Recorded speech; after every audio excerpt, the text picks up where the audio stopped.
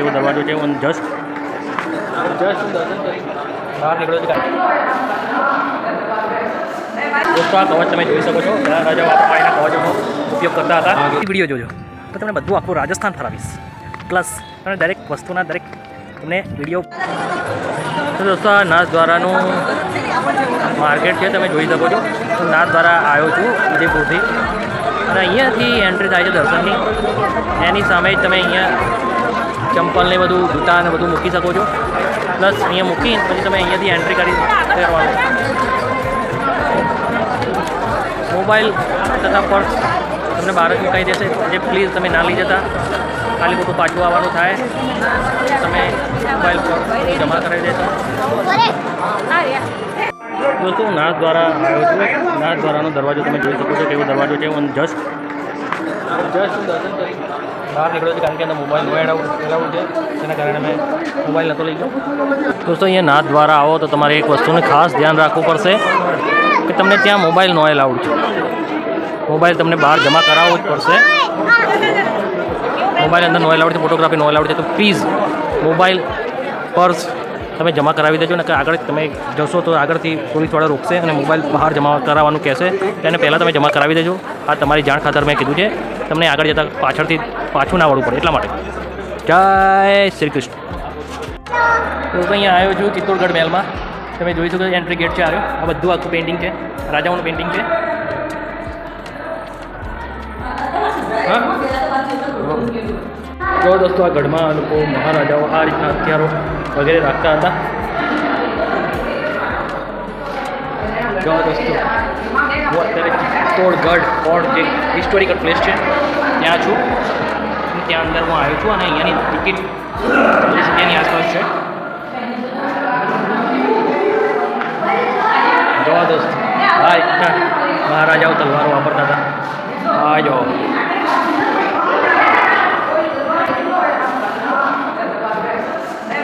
બંદૂકો. આ બંદૂક તો જોલે જોડી મોટી બંદૂક છે ભાઈ. લગભગ 10 ફૂટની બંદૂક હશે. નહીં 10 ફૂટની બંદૂક હશે. અને આ જવાબ હાલો જવાબ અરે 15 ફૂટ હશે.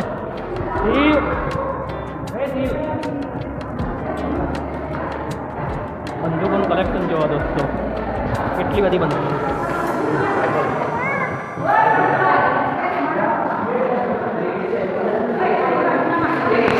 દોસ્તો આ કવચ તમે જોઈ શકો છો. ઘણા રાજાઓ આ પ્રમાણેના કવચોનો ઉપયોગ કરતા હતા.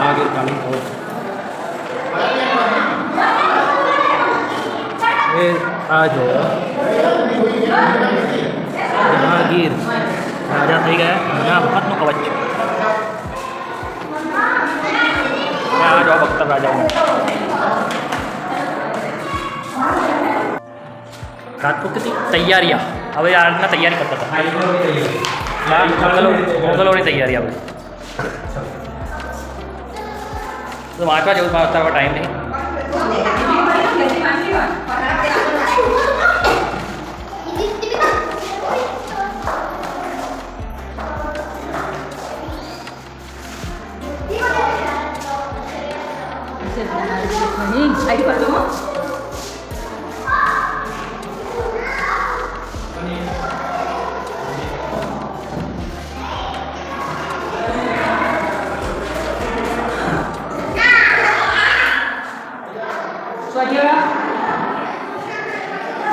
चोटी घेराबंदी.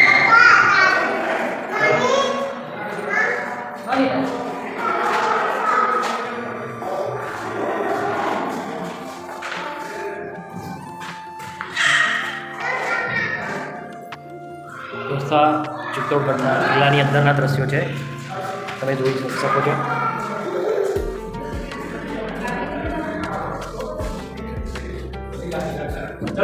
ચલો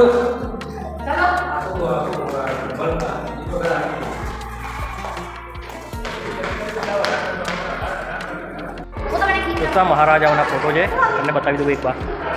महाराणा उदयसिंह फोटो है. પછી આ મહારાણા ભૂપાલ સિંહ फोटो है. સિંહ અહીંયા महाराणा सांगा फोटो है. મહારાણા કુંભાનો ફોટો છે અને આ પપ્પા રાવલનો ફોટો છે. અને આ રહ્યું આ લોકોની સંરચના, આખું ચિત્તોડગઢનો કિલ્લાનું દ્રશ્ય છે, તમે જોઈ શકો છો. આપણે અત્યારે આ જગ્યા ઉપર છે, આ જગ્યા ચિત્તોડગઢમાં સીતાફળના ઝાડ બહુ જ છે, તમે જોઈ શકો છો. હું તમને ઝૂમ કરીને બતાવું સીતાફળ એક. આ તમે જુઓ, તમને દેખાતું હશે સીતાફળ લટકેલું. બીજું તમને બતાવું, ઘણા બધા સીતાફળનું આખું જંગલ જેવું. આ બધા સીતાફળના ઝાડ. દોસ્તો આ મંદિરે મીરાબાઈ પૂજા કરવા આવતા હતા. હું એ મંદિરે આવ્યો છું. કેટલું જૂનું મંદિર હશે તમે વિચાર કરો.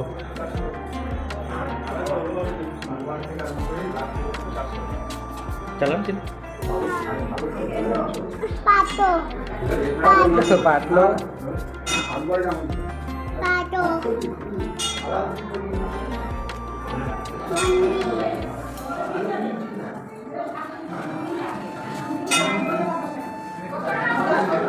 આ મંદિરમાં મીરાબાઈ રોજે રોજ પૂજા કરવા આવતા હતા. હું તમને બહારથી પણ નજારો બતાવી દઉં છું.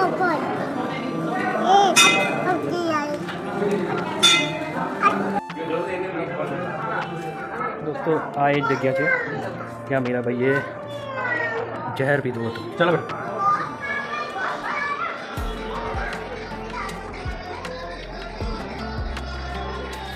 કેટલી અદ્ભુત અને કેટલી પવિત્ર જગ્યા છે. તમે વિચાર કરો, મીરાબાઈએ આ જગ્યા ઉપર ઝેર પીધું હતું અને ઝેરનું અમૃત થયું હતું. એ આ જ જગ્યા છે, દોસ્તો જોઈ શકો છો તમે.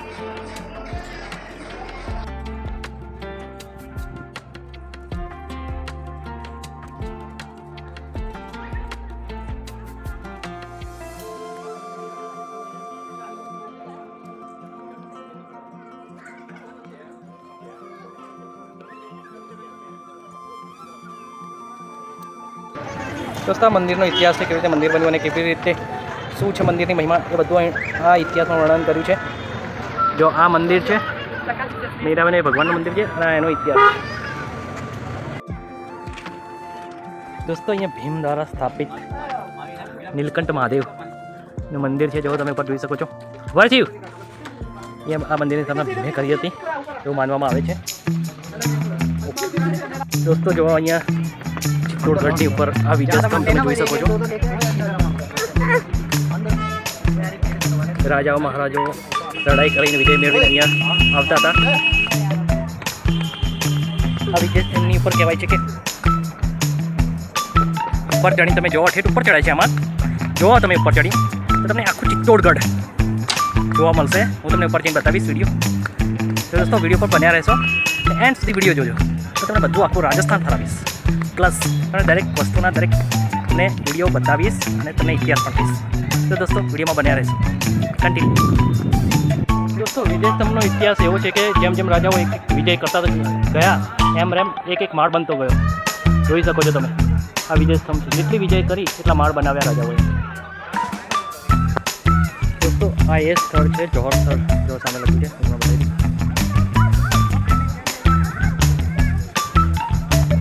આ એ જ જગ્યા છે જ્યાં બધી રાણીઓએ જોહર એટલે કે અગ્નિ સમાધિ લીધી હતી.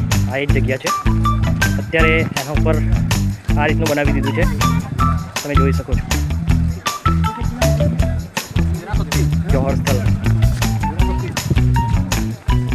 એ જ આ જો એનો ઇતિહાસ આખો લખેલો છે, તમે વાંચો.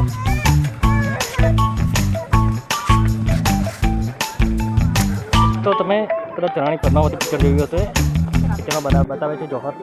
એ આ સ્થળ છે જ્યાં પદ્માવતીએ જોહર કર્યું હતું. એની નેતૃત્વમાં હજારો રાણીઓએ 3 વખત અહીંયા જોહર કર્યું હતું. જોહર એટલે મીન્સ અગ્નિસ્થાન કહીએ છીએ આપણે, જે અગ્નિમાં બળીને પોતાનું અસ્તિત્વ સમાપ્ત કરી દેવાનું હોય છે અને જોહર કહેવામાં આવે છે.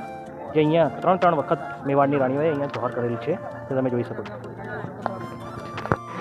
દોસ્તો અત્યંત પ્રાચીન મંદિર મને લાગે છે, કારણ કે એમના થાંભલા તમે જુઓ કેટલી કોતરણી, કેટલું જર્જરિત થઈ હાલત છે. પ્રાચીન શિવલિંગ છે.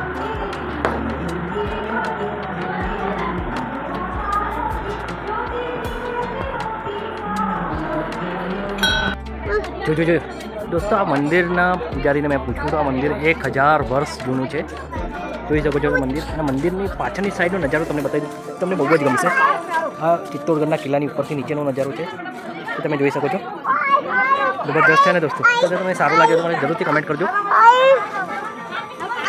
દોસ્તો આ પિક્ચરમાં જોયું હશે, પદ્માવતી પિક્ચરમાં આ પદ્મિની મહેલનો ઇતિહાસ છે અને આ રાણી પદ્માવતી આ મહેલમાં રહેતી હતી. એ તમને અંદર જઈને પણ બતાવીશ. ચાલે થોડું ચાલ ભાઈ, થાક લાગે એટલે કહેજો, હું કરી લઈશ. દોસ્તો આ જ છે પદ્માવતી. શું કરી લે જો હવે કરીશ ને નીચે મૂકી દઈશ. દોસ્તો આ જ કિલ્લામાં રાણી પદ્માવતી રહેતા હતા.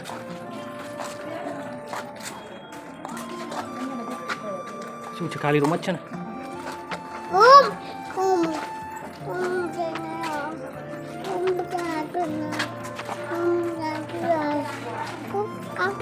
થોડી વાર ચાલ્યા શિવ. હા દોસ્તો જો આ મહેલ છે, પાણી અંદર બનાવેલો છે.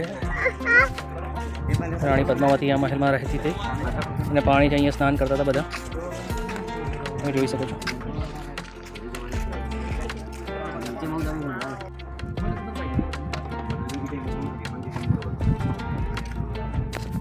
જોઈ શકો છો પાછળનો વિભાગ.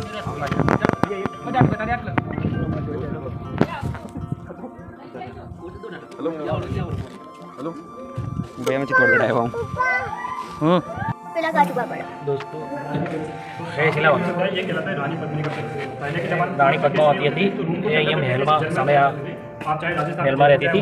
सब जगह जलमहल देखने मिलता है. तो रानी पद्मिनी के लिए छोटा सा जलमहल बनाया गया. Only for summer time 4 month के लिए यहाँ पर रहती थी रानी पद्मिनी. बाकी 8 मंथ कुंभा पैलेस के अंदर रहा करती थी. अब जो मलिक के अकॉर्डिंग बताया गया है, सर एक सेकंड, उनके अकॉर्डिंग बताया गया है कि रानी पद्मिनी को जो है यहाँ पर सीढ़ियों के ऊपर बैठाया गया. अलाउद्दीन से जो इस रूम में सेंटर में खड़ा किया गया और सामने को बोलते हैं 90 डिग्री एंगल पे मिरर लगाया गया. रानी पद्मिनी का रिफ्लेक्शन पड़ा पानी के अंदर, पानी से रिफ्लेक्शन विंडो से होता मिरर का पड़ता, जैसे वो रिफ्लेक्शन पड़ रहा है पानी से, उसी प्रकार मिरर के ऊपर रानी पद्मिनी का रिफ्लेक्शन पड़ा. ये ओनली को मलिक मोहम्मद जैसे एक होगी पद्मावत उसके अकॉर्डिंग बताया जाता है. वरना रियलिटी में कभी भी रानी पद्मिनी चला अलाउद्दीन खिलजी किसी भी तरीके से नहीं लगाया गया. फिर गवर्नमेंट ने टूरिस्ट की फैसिलिटी के हिसाब से तीनों वॉल पे मिरर भी लगाए ताकि टूरिस्ट को डेमो देखने मिले. लेकिन जब पद्मावत नहीं मिली 3 दिन तक इस फोटो टूरिस्ट के लिए बंद कर दिया और यहाँ की लोकल पब्लिक ने तीनों वॉल पे मिरर लगे तो उनको डैमेज किया. तो ओनली फॉर खाली ये रूम में आपको विजिट करेंगे.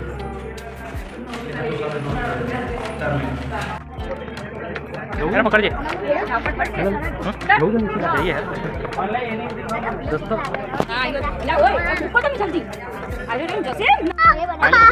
સેના અહીંયાથી જતી હશે એટલે આટલું બધું મજબૂત બનાવ્યું છે, સમજો. માર પડશે. અહીંયાથી બધા મોગલો અહીંયાથી ઉપર ચડતા હતા કિલ્લામાં. અરે ગેટ લાગે અહીંયાથી કિલ્લા ઉપર ચડીને આ મોગલોએ બનાવ્યું લાગે છે. ના આ લોકો જ બનાવ્યું ચડવા માટે. પણ શું રાજસ્થાનની યાત્રાનું છેલ્લું સ્થળ અમે આ છેલ્લું સ્થળ રહ્યું. આગળ તો ફરી લીધું બધું. છેલ્લું સ્થળ સાવલિયા સેટ આવ્યા છીએ અમે, એ તમને બતાવી. જો દોસ્તો આ સાવલિયા સેટનો એન્ટ્રી ગેટ છે.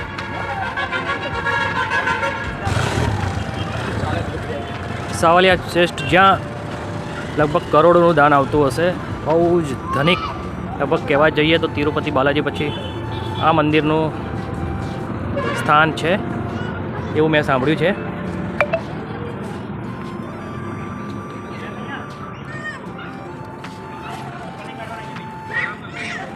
એવું કહેવામાં આવે છે 125 વર્ષ પૂર્વ આ મૂર્તિઓ શામળાજીની સાવલિયા શેઠની મૂર્તિ જમીનમાંથી નીકળી હતી.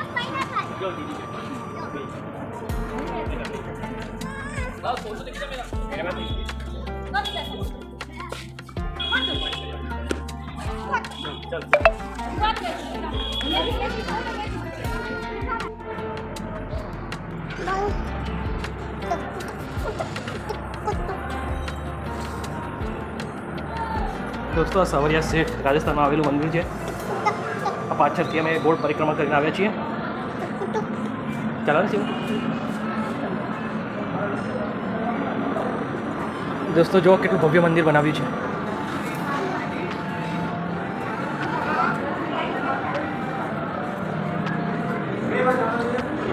લગભગ 5:30 વાગ્યા છે.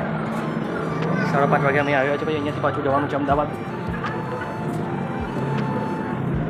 શિવ તો દોસ્તો સવારે છે દર્શન તમને કરી દો સાહેબ.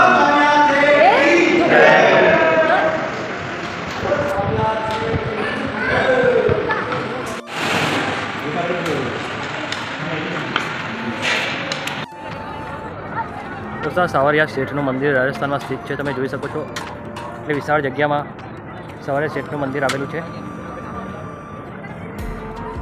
દોસ્તો હવે રાજસ્થાનની યાત્રાનું છેલ્લું સ્થળ અમે જોવા આવ્યા છીએ. હવે અહીંયાથી ડાયરેક્ટ અમદાવાદ જતા રહીશું. જો દોસ્તો આપને આ વિડીયોથી કંઈ જાણવા મળ્યું હોય, શીખવા મળ્યું હોય, કંઈ જોવા મળ્યું હોય તો આ વિડીયોને પ્લીઝ લાઈક કરજો, શેર કરજો અને પ્લીઝ ચેનલ પર નવા હોય તમે તો ચેનલને પ્લીઝ સબસ્ક્રાઈબ કરી દેજો. થેન્ક યુ દોસ્તો.